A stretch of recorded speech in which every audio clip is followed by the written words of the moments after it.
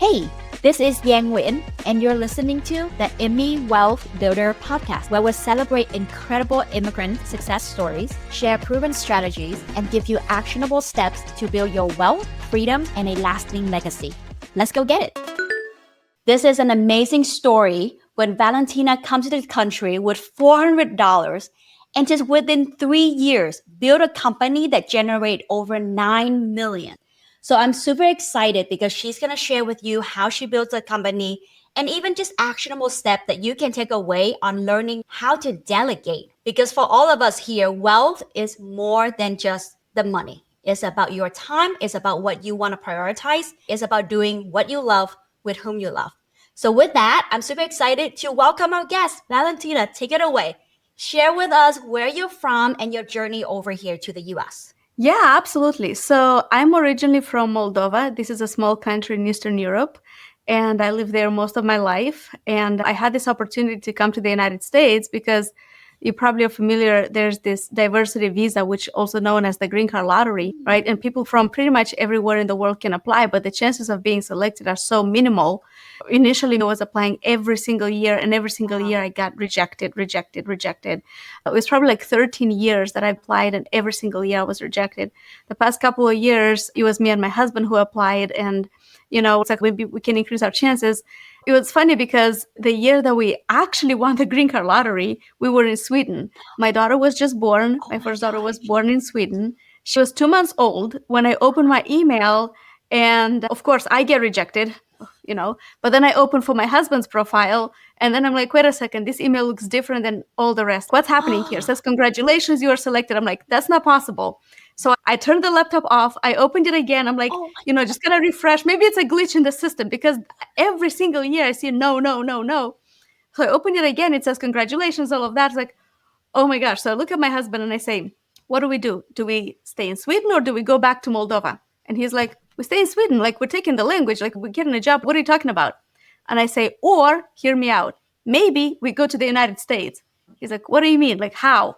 I'm like, congratulations, and show him the emails. Like, you won the green card lottery. Wow. And for the rest of the day, he's like, oh my gosh, oh my God. Oh, like, it was so surreal, so unbelievable. And we didn't know what to do or what to expect or anything like that. So we're like, look, let's give it a try. Like, we can always know what we have in Europe. We can always come back, but let's go to the States, just kind of give it a try. I mean, what do we have to lose? We've been to the States before, but it's different when you're a tourist. I actually went to college here. I knew where I was going to stay, who's going to take care of me.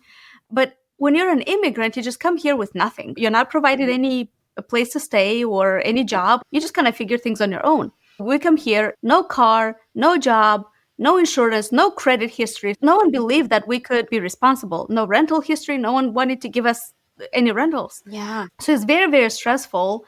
And then we have some money put aside to get us started. Let's try to get some money out, and it's locked. I'm like, what's happening? So apparently in Sweden, we had to let them know that we're going to be out of country and we're going to try to access the money from out of country. So I called them on the phone. It's like, I have this device. I can't log in. I can't get my account. It's like, I'm sorry, but you have to be here present, like in person, to tell us about it. It's like, if I leave the United States, I lose my green card. What do? We had $400 in our pocket. That's what we had. It's like, we have to make it work. It's not like we had a ton of money in our savings, but it would have been okay to get us started, right? So here we are, no place to call our own, no car, no job, no security, no anything. My daughter was 1 year old at the time, and we have $400 in our pocket. And it was crazy. Luckily, though, we did go in a community where there are more immigrants, or there are more people from our country. So we had that kind of support. We stayed with a family member, and then we had to get us started somehow. And then 1 month later, I got a job that pretty much changed my entire life and opened so many doors. And thanks to that job, I was able to build good relationships, good connections, perform very well. And that kind of led me to opening my company now. So that's kind of how it all started. It's crazy. What an amazing story. I can totally relate. I came over on a work visa, but just that feeling as an immigrant when you're not sure if an opportunity, like it's very challenging to immigrate to the US. So I think a lot of listeners can really relate to that stories of even just applying for a visa, going in for an interview, really show all this proof that what they asked for, and just awaiting that decision. When I got sponsored for a green card through my employer, it was years of waiting, of checking the status, refreshing the status. So just what you share there about like shutting a laptop, like this can't be real. Like, I must be dreaming. This is not happening. Right. That is so relatable. Guess what? Yes. What's that? You want to see the funny thing? Yeah. I don't know when this episode is going to come out, but tomorrow, I am getting my citizenship. Oh my God, congrats. That's a huge Thank you. step. I have the ceremony tomorrow. Oh my God, that warms my heart. I remember you posting about even just the studying for that test, which, you know, if the audience don't know about what that test looks like, it's pretty intense. No, luckily the questions were not hard, but to prepare, there are some pretty hard questions in there and you never know what you're going to get. So you better know everything. Yeah. But what I just love about your story is, first of all, that tenacity, right? I think that's a common theme with a lot of immigrants. Just knowing to get where you're at is not easy. You heard a lot of no's throughout this journey, right? So just the ability to take a no and that just mean not right now and still be able to just keep going. I think that's like a great personality that really be able to propel you forward. The other piece I really want to point out is the community, which is why I love about the immigrant community is that when you grow, it's not just you. You bring the community with you and you'll be able to make a bigger impact. This is why I'm so passionate about immigrants building wealth, because with that, we also lift up the community. Tell us more about the job that changed everything for you. Tell us what piqued your interest in it in the first place. And then tell us more about how you went from that job to now building a company from there.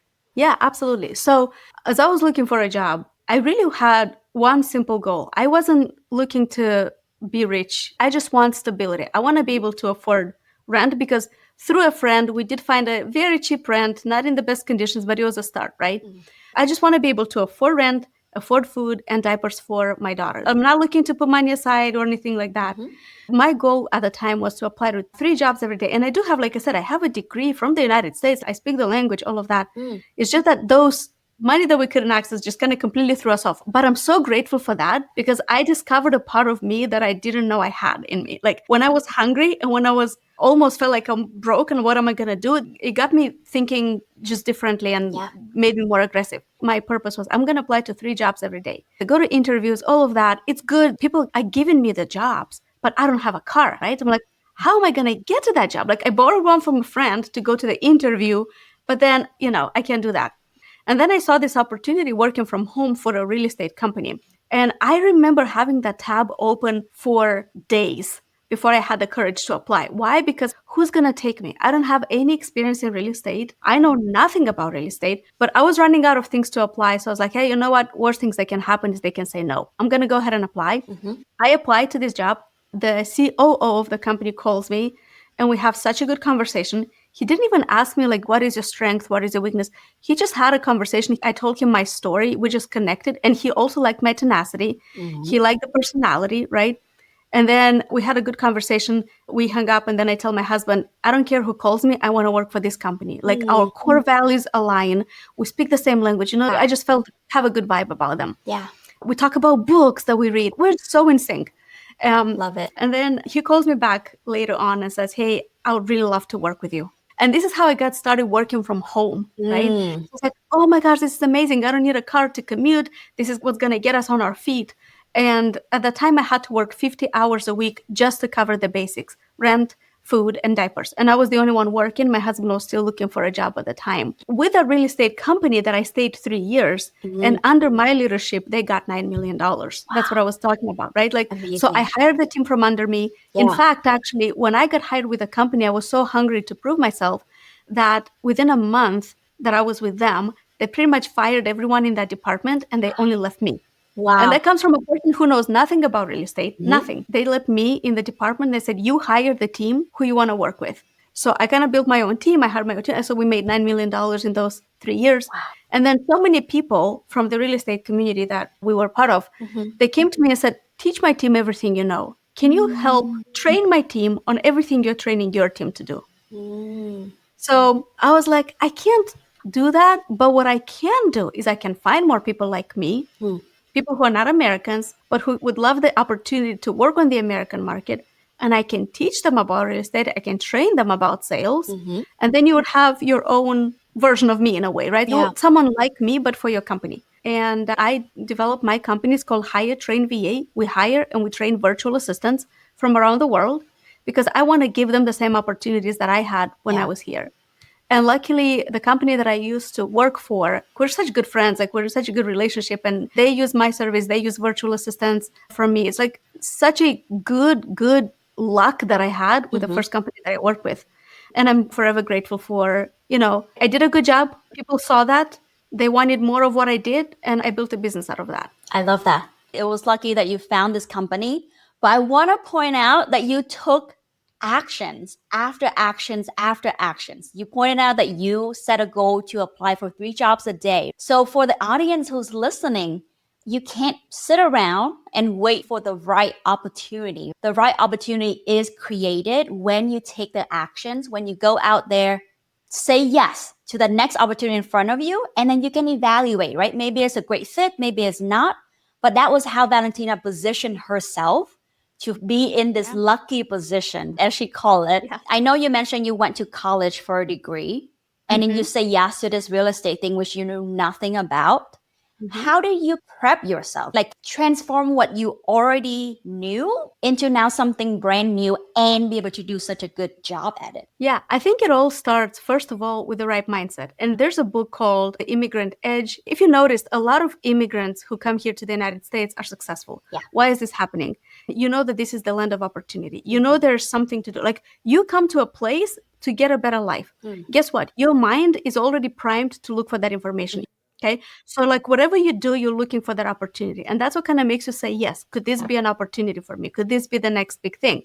What got you here is not going to get you to the next level. Yeah. So you got to step out of your comfort zone. You got to say yes. You got to take risk Yes. in a way. Was I wrong before in my life? Yeah, I was, of course, by taking risk. But was I also right? More times I was right than wrong. Yeah. So you can't have anything without not taking this leap of faith. When you think about a red car, everything you see is a red car. Yes. It's the same thing Love here. that. When you think about opportunities just kind of find you. But yeah, you got to put in the action. You have to send this message out. And you never know how you find the right person who's going to recommend something for you. Yeah. And even in real estate, I know so many real estate investors, and I asked them, how did you find this deal? And they said, I just talk about this. I just talk about this to everyone that I'm a real estate investor. And people are like, hey, you know what? I have a deal for you, or I know somebody who has a house for you. So just talk about this. What do you want? And then let people help you. Love that. Take action. Keep sharing your stories, right? Keep asking for what you want. And I love what you said about eventually that will train your subconscious to really look for that right opportunity. So love that. Absolutely. One thing I definitely want to dig into deeper, and this is your expertise. I know for a lot of the audience who's listening, in this wealth building journey, you can only grow and scale if you know how to delegate. But for a lot of people who are maybe starting, they'd be like, I don't know if I have the time. I don't know if I have the money. There's a lot of things that might be coming up that is stopping people from delegating. So tell us a little bit advice you may have from people taking that step to delegate so that they can grow and scale. Yeah. You can do things on your own, but not for very long. Even when I opened my company, I did things on my own until I understood what I want. And I'm like, okay, this needs to be off my plate.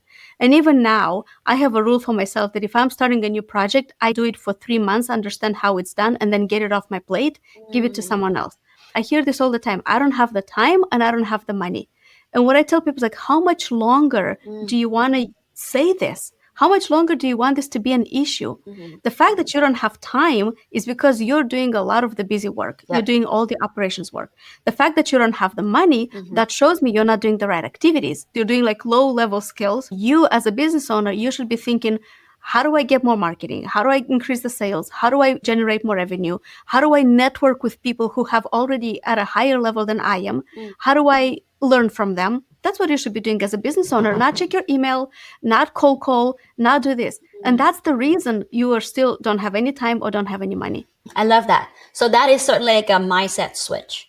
It's not that you don't have time or money. You cannot afford not to delegate because that will actually keep you in that position for longer.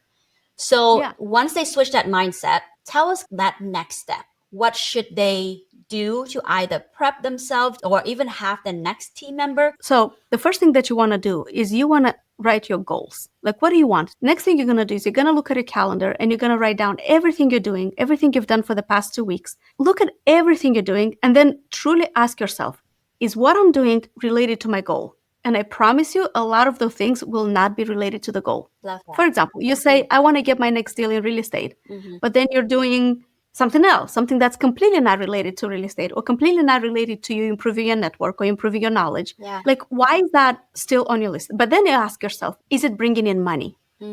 Okay, if it's bringing in money, do I like doing this? Am I the best person in the world to do this or not? If it's bringing in money, but it's not aligned to my goal, I would say you as a business owner, stay focused on your goals, get those numbers that you want to get, and everything else that even if it's bringing money or maybe you don't like it, give it to someone else. Now, how do you determine at what price point it makes sense for you to get things off your list? We're going to show what I call the productivity rate. Okay? So take your yearly revenue, take a look at the last year and take your gross revenue. Okay. So let's say last year you made 100K in your company, for example, right? Yeah. Gross revenue. And now divide that by 2,000. Why 2,000? Because there are approximately 2,000 working hours per year. Okay. It's 2,080 to be precise, but 2,000. Okay. Got it. So 100,000 divided by 2,000, that's 50. So your hourly rate is $50 per hour. Now, we looked at gross revenue, and we know that if the company made 100K a year, that's not what we put in our pocket. Yeah. Right? We have taxes, we have expenses, all of that. Your hourly rate is 50, but you don't have $50 in your pocket every hour. Okay. But now the next question would be like, what if someone could do a task at 25% my hourly rate? If I can find someone who can do it at 25%, that already accounts for taxes, for expenses, gives a good margin. Why is that still on my plate? You need to analyze, you look at the data and see like, okay, what got me this 100K? Oh, I did this one event. It got me most clients from that event. Let's do more of that. Okay. I did this. It's not bringing me results. I'm not going to do that anymore. So you become the strategist. You become the analyst. You don't become the person who's checking email and doing this. So that's the framework. So to recap, write your goal. You stay focused on the goal. Write down everything you're doing. You analyze what's aligned with the goal and what's bringing in money. And then you decide what kind of those tasks that you're doing can be bundled together so that one person can do it and at what price point. And that's why I love working with virtual assistants, because in the US, you can't really find someone at $12 an hour. But overseas, you can. And that is a good income. Yep. We don't have rent that costs $2,000. Yep. We don't have like this kind of expenses overseas. So yeah, that's kind of like be able to work from home. And you're Or the able to virtual work from assistant. home. Yeah. Yeah. Yeah, absolutely. And people love it. We spoke with a virtual assistant from the Philippines, and I asked her, why did you get into being a virtual assistant? She said, I worked as a nurse, longer hours, very tiring. I didn't make as much money as I am making here. I was like, how much are you making per year, per hour? She was about 6 or 7, something like that. So just to show you that you can delegate responsibilities, you can impact your business by reducing the cost, but you also impact positively the lives of other people because they get in a better life quality than they would have had otherwise. Awesome. I love that. I love the clear steps. And if you're in a growth trajectory, delegation is going to be the key for you to grow. I kind of want to pivot a little bit onto your hiring piece. Give us some tips or some strategy when people are thinking about hiring. What are something that maybe they definitely should be considered doing? What are something that like, hey, here's something that you definitely don't want to do when it comes to hiring your next team member? There's no shortage of people who want to work, especially if you're casting a wide net worldwide. Go to Facebook groups, go to platforms like Fiverr, and then you say, I need a person to help me with this. Apply here to my email address. I guarantee you your email will be flooded with applications. I promise you this. Yeah. But now one thing people don't know is that for our case, we have to interview 100 people to find one good one. 99 are not good enough for our company. Okay. Maybe sometimes 98. So maybe we sometimes accept 2 people from a batch, but usually it's 1%. What I'm saying is there's no shortage of people who apply, but how do I identify who is the right person? So a couple of things that I always look for. First of all, I always want to hire for attitude, not for skills. I would rather take an average skill-wise person, but who's hungry, than someone who has 10 years of experience and they're so confident that the only way to do it right is their way. Yeah. And they don't grow and they're not coachable and they don't read any books because they reached the peak.